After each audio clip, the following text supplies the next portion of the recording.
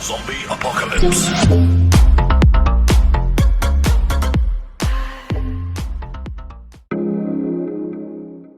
So guys, welcome back to another derivation on electric dipole, which is electric field due to an electric dipole at an equatorial point.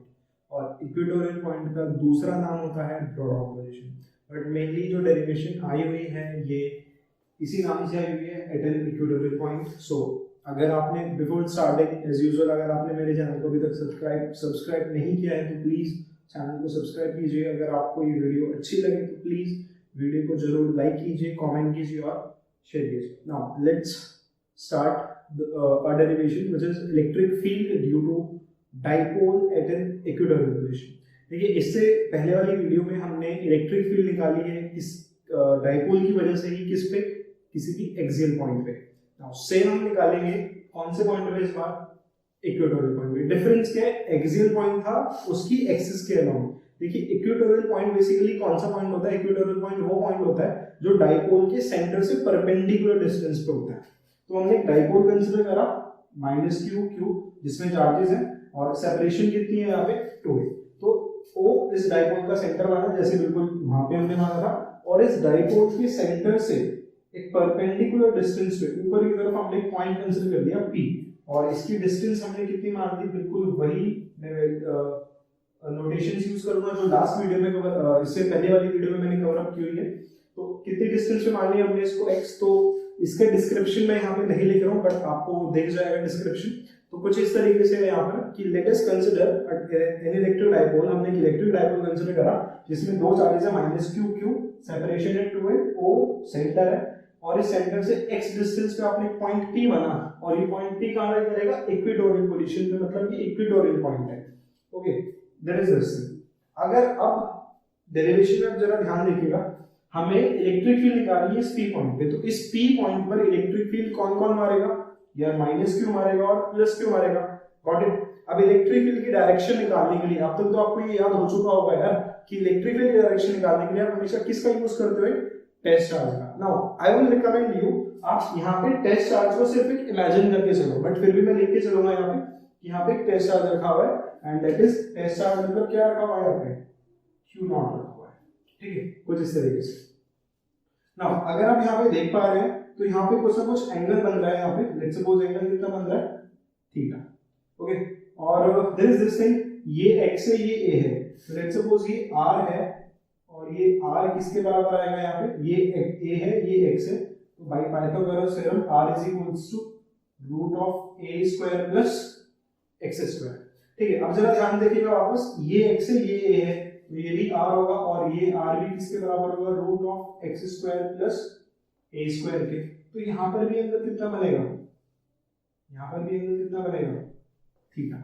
बात समझ आई आपको, यहाँ पर भी angle कितना बनेगा यार, एंगल कितना बनेगा, थीटा. क्यों, क्योंकि देखिए डिस्टेंस वगैरह सब कुछ सेम है. ना अब हमें P पॉइंट पर इलेक्ट्रिक फील्ड निकालनी है. तो सबसे पहले अब P पॉइंट पर इलेक्ट्रिक फील्ड कौन कौन एग्जिस्ट मारेगा, -q भी मारेगा, दूसरा कौन मारेगा, +q भी. तो सबसे पहले हम यहाँ पर देख रहे हैं इलेक्ट्रिक फील्ड किसकी वजह से, electric field due to -q. तो E1 is equals to, formula electric field का आपको पता है, kq डिवाइडेड बाय डिस्टेंस का स्क्वायर. और पता है ना, कभी भी चार्ज का हम कंसीडर नहीं करते.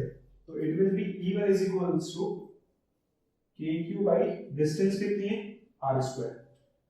ठीक है, तो that means E1 is equals to kq. Now what is r का स्क्वायर, r का स्क्वायर क्या हो गया, a² प्लस x². डायरेक्शन की बात कर लेते हैं, चलिए पहले ये भी निकाल लेते हैं. तो electric field due to +q, तो +q की वजह से क्या आएगी, kq by same formula, kq by r². And अगर आप इसको लिखेंगे तो यहाँ पे, तो E2 is equals to kq by a² plus x².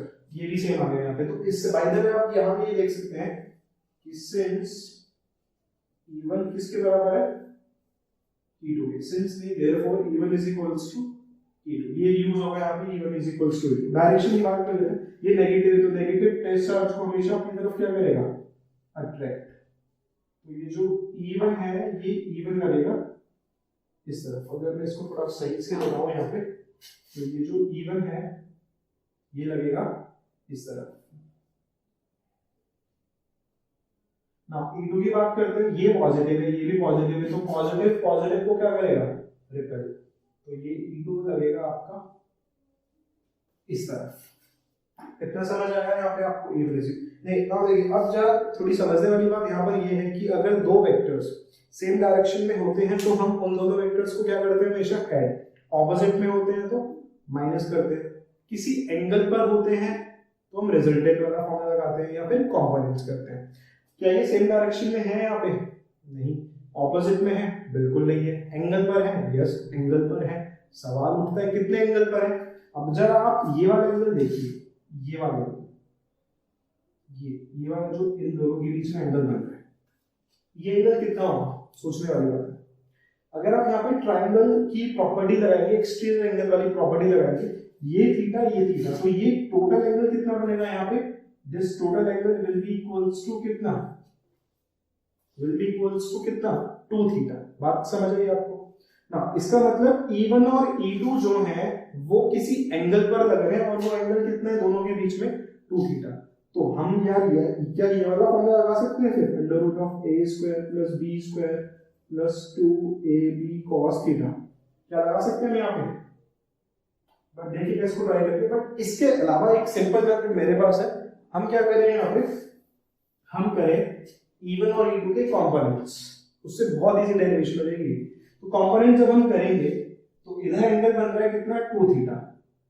तो हमने ये वाला हिस्सा, तो इधर एंगल माना थीटा और इधर भी एंगल कितना माना, थीटा, बिकॉज बिल्कुल बीच में से जाएगा ये वाली लाइन, इनके बिल्कुल बीच में से। तो इधर थीटा, ऊपर भी थीटा, नीचे भी थीटा, तो टोटल एंगल कितना है तब भी यहाँ पे 2 थीटा। और तो थीटा के साथ वाला कंपोनेंट्स कौन होगा, हमेशा cos, तो E2 cos थीटा, और इधर वाला हिस्सा कौन सा होगा इसका, E1 cos थीटा। जब ये cos है तो ये वाला हिस्सा कौन सा होगा इसका, sin थीटा, और इधर वाला हिस्सा कौन सा होगा इसका, E1 sin थीटा। तो आपने क्या करा, angle between E1 and E2 is, angle कितना बना है, 2 theta. Now on doing components, जब आपने क्या करे, ऑन डूइंग कंपोनेंट्स, जब आपने क्या करे यहाँ पे कंपोनेंट्स, तो हमने क्या देखा, on doing components, horizontal components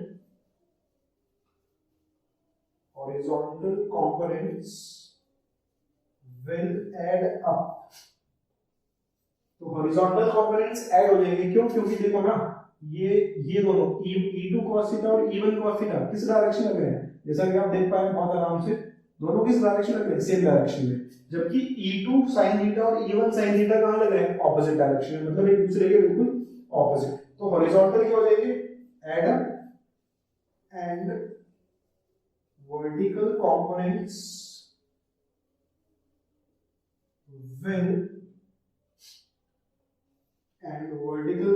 will cancel each other।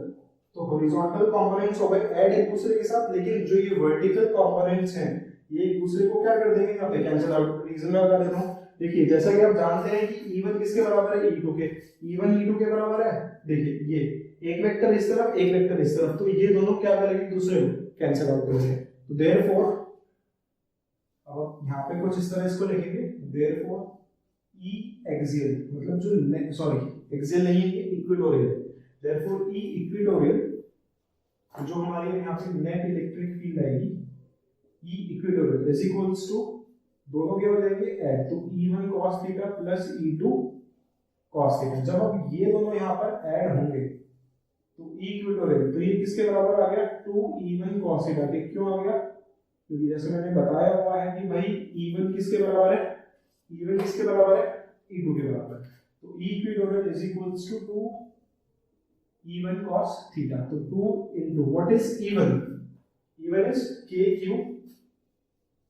divided by A square plus X square. Now what is cos theta? What is cos theta? cos theta is this, तो थीटा क्या होता है? Base upon hypotenuse, तो base is a and hypotenuse is a square plus x square की power half, ठीक है। सो हमारे पास यहाँ पे क्या बचा? E equatorial is equals to, now जरा ध्यान से देखिएगा, Q into 2a, तो मैं इसको फिलहाल इस तरह लिख रहा हूँ, डिवाइडेड बाई ये क्या बना यहाँ पे? a square plus x square की पावर 3/2, हाफ प्लस 1 कितनी होगी? 3/2। Now what is Q into 2a? आप ऑलरेडी पढ़ चुके हैं डायपोल में, दैट इज P, तो E equatorial is equals to Kp divided by a square plus x square की पावर कितना? 3/2। That is this thing, P किसके बराबर होता है? Q into 2a के। नाउ फिर से यार हमने इससे जो पहले वाली हमारी डेरिवेशन थी उसमें भी हमने यही बोला था कि भाई जो a स्क्वायर है वो बहुत छोटी क्वांटिटी है, सेम वही हम यहाँ पे रिपीट करेंगे कि since x is very greater than a, तो नेग्लेक्टिंग, आप किसको नेग्लेक्ट करोगे यहाँ पे? a स्क्वायर को, and when you will neglect a square तो आपको क्या मिलेगा? E equatorial is equals to Kp divided by x square की पावर 3/2, और 2 से 2 कैंसिल आउट हो गया, तो E इक्विटोरियल आपको क्या मिला? Kp divided by x cube, और E एक्सेल आपको क्या मिला था अगर आपको याद हो तो? It was 2kp divided by x cube. बात कर लेते हैं डायरेक्शन की, इलेक्ट्रिक फील्ड की। तो देखिए हम दोनों, हमारा रिजल्टेंट क्या था? E1 cos थीटा और E2 cos थीटा, हमने इन दोनों को ऐड किया था, तो नेट इक्विटोरियल की इलेक्ट्रिक फील्ड भी कितनी आएगी? इस तरफ आएगी, जिस तरफ आपके ये दोनों वेक्टर्स हैं। P की डायरेक्शन की बात करें तो P का होता है हमेशा नेगेटिव टू पॉजिटिव। अब इसको हमें वेक्टर फॉर्म में लिखना है, ठीक है। अब हमें इसको कौन सी फॉर्म में लिखना है? वेक्टर फॉर्म में। तो ध्यान दीजिएगा जरा वापस यहाँ पे, देखिए वेक्टर फॉर्म में आपको लिखना है, तो वेक्टर फॉर्म में लिखने के लिए आप पहले एंगल ढूंढ, क्योंकि भाई एंगल कितना बन रहा है। अब अगर आप यहाँ पे एंगल ढूंढने जाएंगे between E equatorial and this P, तो आप फाइंड आउट करेंगे कि E इक्विटोरियल इस तरफ लग रहा है और P इस तरफ लग रहा है, टुवर्ड्स राइट और ये towards left, means P right की तरफ है, E इक्विटोरियल कहां है? लेफ्ट की तरफ। और जब भी दो चीजें एक दूसरे के ऑपोजिट डायरेक्शन में होती हैं तो ये आपको पता है कि वहां पर एंगल कितना बनता है हमेशा ऑपोजिट डायरेक्शन में? थीटा बनता है 180। 180 मींस थीटा बना 180 और cos 180 यू नो -1, तो हमें वेक्टर फॉर्म मिल गई हमारी। जरा देखिएगा कैसे, बिल्कुल, तो दस है वेक्टर फॉर्म। तो अगर आपको इसे वेक्टर फॉर्म में लिखना है, those in vector form, what you will get? E equatorial vector form is equals to Kp divided by x cube. Now just wait and watch. यहाँ पे आएगा कौन सा साइन? यहाँ आएगा माइनस का साइन। क्यों? क्योंकि मैंने बताया थीटा कितना बना 180 एंड cos 180 इज -1, तो आपने इस क्वांटिटी में किससे मल्टीप्लाई करी? -1 से। दैट्स व्हाई यहाँ पे क्या आया? साइन -1। तो यहाँ पे हम क्या लिखेंगे? S P and E are in opposite direction, so ध्यान रखिएगा थीटा कितना है यहाँ पे, और थीटा कितना दोनों के बीच में? 180 डिग्री। व्हाट इट नाउ, अब एक इंपॉर्टेंट रिलेशन मैं आपको बताने वाला हूँ यहाँ पे। अगर आप E एक्सियल, आपको याद है जो इससे पहले वाली वीडियो में मैंने कवर अप किया हुआ है, तो E एक्सियल कितना था? 2kp by x क्यूब, और E इक्विटोरियल कितना आया हमारा? kp by x cube. अगर आप इसको डिवाइड करेंगे तो क्या मिलेगा आपको? 2/1। तो हेंस, तो आप ये ध्यान रखिएगा यहाँ पे कि E equatorial, sorry E axial ratio E equatorial कितना होता है यार? 2:1। एक्सियल का इक्विटोरियल से रेशो कितना होता है? हमेशा होता है 2:1। Okay, so I hope so आपको डेरिवेशन समझ आई है। सो मिलते हैं।